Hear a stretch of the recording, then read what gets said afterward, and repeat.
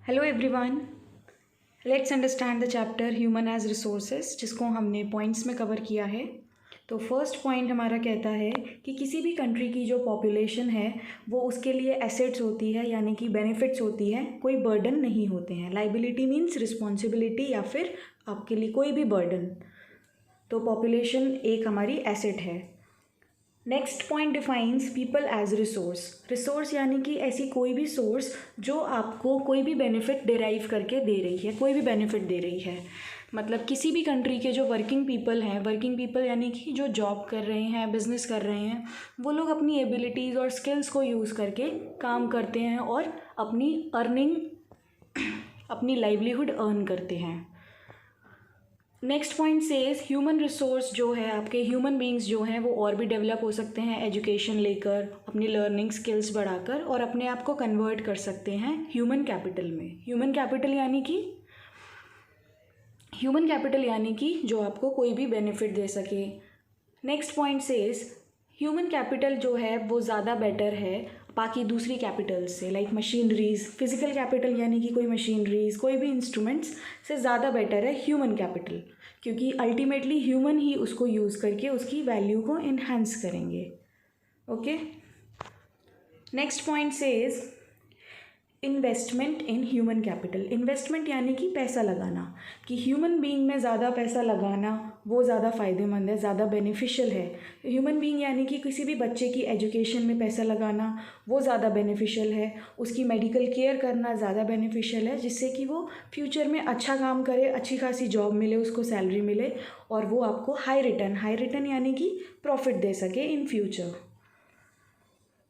Next point, human beings बहुत सारी activities करते हैं। यहाँ पर बेसिकली दो हैं जिनका नाम, the very first is the economic activity.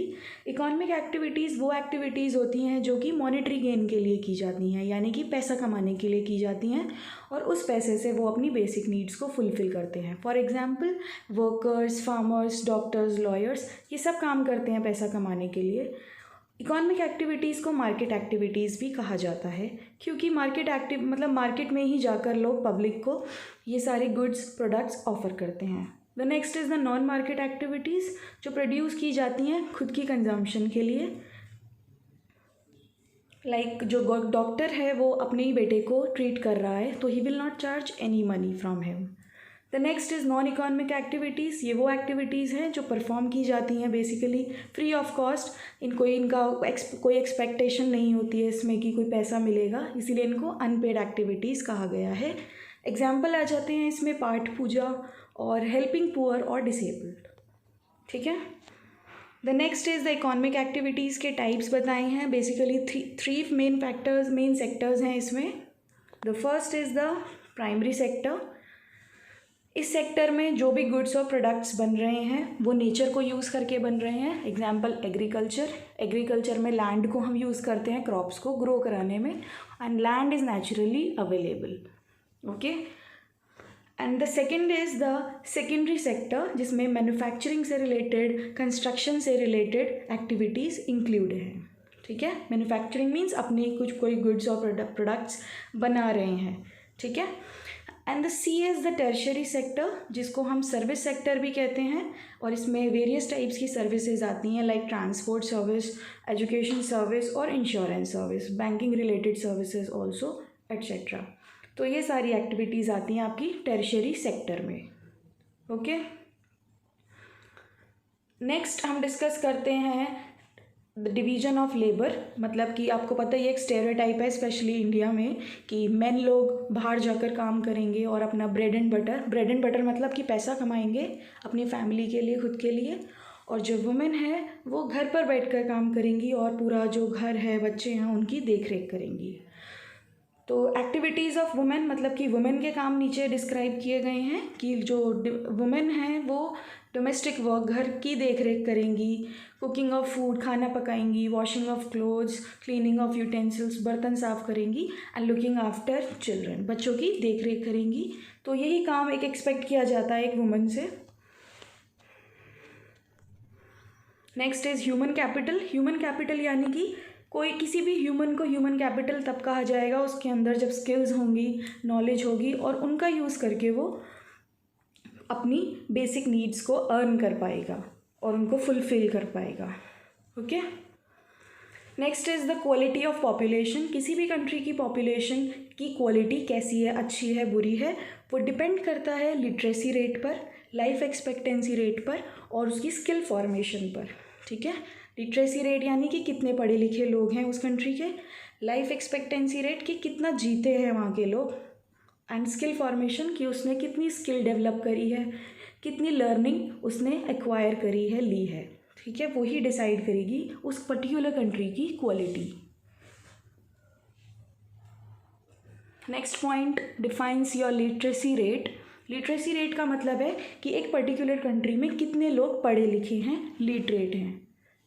Okay, the total number of literate persons in a given age group. The next point says literacy is uneven between mails and females, यानी कि जो literacy है वो depend करती है country में। किसी country में मेल्स ज़्यादा पढ़े लिखे होते हैं, किसी कंट्री में फीमेल्स ज़्यादा पढ़ी लिखी होती हैं, और ये वेरी करता है अर्बन पॉपुलेशन में भी और रूरल पॉपुलेशन में भी।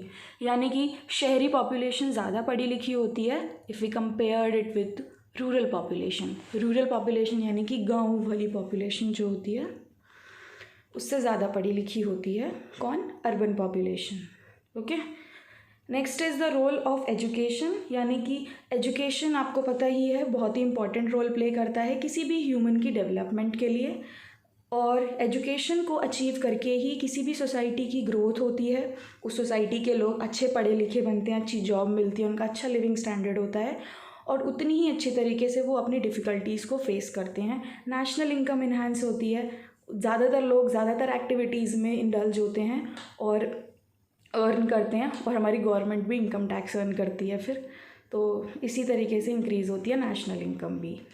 और आजकल आपको पता ही है एजुकेशन की क्वालिटी कैसी हो रही है, क्वालिटी नीचे ही जा रही है, और क्वालिटी ऑफ स्कूलिंग की वजह से ये सब हो रहा है, और हाई ड्रॉप आउट रेट्स हो रहे हैं कि किसी भी पर्टिकुलर रीज़न की वजह से बच्चे अपनी स्कूलिंग है वो कंप्लीट नहीं कर पाते हैं, छोड़ देते हैं, तो this is called the drop out. तो गवर्नमेंट ने एक स्टेप लिया है, एक सिग्निफिकेंट स्टेप लिया है जिसको कहा गया है सर्व शिक्षा अभियान, जिसने क्या डिसाइड किया है कि ये प्रोवाइड करेगी एलिमेंट्री एजुकेशन, यानी कि 1st to 8th क्लास की एजुकेशन एटलीस्ट उन बच्चों को जिनकी एज 14 से कम है। Okay, next health, another important component जो कि बहुत ही इम्पॉर्टेंट है किसी भी ह्यूमन की डेवलपमेंट के लिए।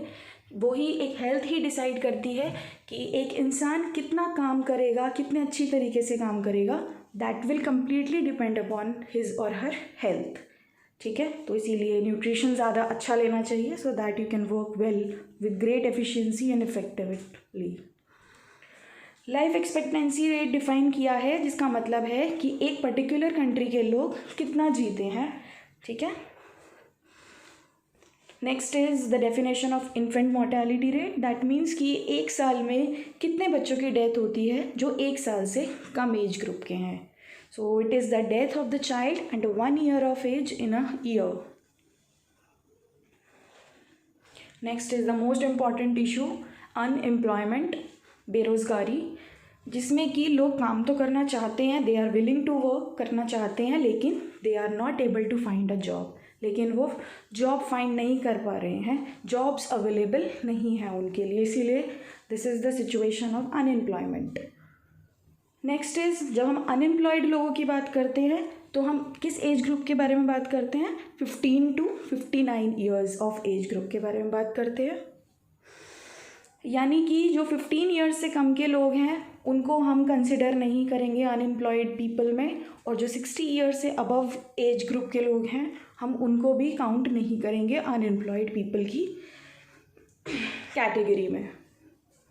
Okay, so next is the nature of unemployment. Basically types of unemployment है ये, तो 2 तरीके की हैं। The first is we are having seasonal unemployment, जिसमें कि पूरे साल में कुछ पर्टिकुलर मंथ्स ही काम होता है, काम अवेलेबल होता है वर्कर्स को, और कुछ महीने वो लोग खाली रहते हैं। तो एग्जांपल इसमें फार्म लेबर्स है कि हार्वेस्टिंग के बाद जो फार्मर्स होते हैं वो खाली हो जाते हैं, कोई अर्निंग नहीं होती है। And the next type of unemployment is the disguised unemployment, जिसमें कि ये सिचुएशन ऐसी है जिसमें कि जो वर्कर्स हैं, नंबर ऑफ़ वर्कर्स हैं और जॉब एस्पिरेंट्स हैं जो जॉब लेना चाहते हैं वो बहुत ज़्यादा हैं, लेकिन जॉब्स कितनी है नहीं।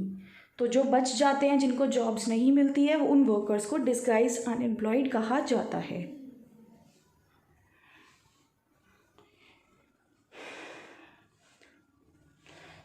किसी भी ये अनएम्प्लॉयमेंट क्या शो करता है, किसी भी कंट्री की डिप्रेस्ड इकॉनमी की, वहाँ के जो लोग हैं they are not able to fulfil their basic needs even. Next is कि अनएम्प्लॉयमेंट के क्या क्या रिजल्ट्स हो सकते हैं, कॉन्सिक्वेंसेस ऑफ अनएम्प्लॉयमेंट, कि बेरोज़गारी की वजह से क्या क्या हो सकता है। तो इसकी वजह से जो भी हमारे जो ह्यूमन रिसोर्सेज हैं, जो ह्यूमंस हैं, उनके पास जो भी स्किल्स है, टैलेंट है, नॉलेज है, उनका वेस्ट हो रहा है। वो बैठे बैठे बस बैठे ही हुए हैं और अपना टाइम वेस्ट कर रहे हैं, और अपनी नॉलेज का भी उनका टाइम वेस्ट हो रहा है। ओके, द नेक्स्ट इज़ कि economic burden, overload means burden, economic जो पैसे से रिलेटेड बर्डन है वो बढ़ रहा है। कैसे बढ़ रहा है कि जो भी अनएम्प्लॉयड लोग हैं वो डिपेंड हो गए हैं वर्किंग पॉपुलेशन के ऊपर पैसे के लिए, इसीलिए इसको इकोनॉमिक ओवरलोड कहा गया है। ओके, ओवरलोड यानी कि burden.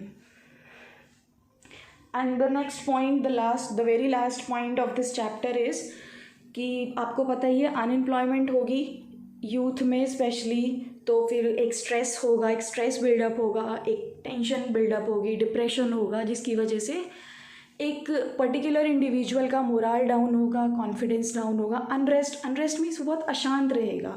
So that is not good for the youth, today's youth. and by this we have completed the chapter human as resources, and I hope you people like it. Thank you so much.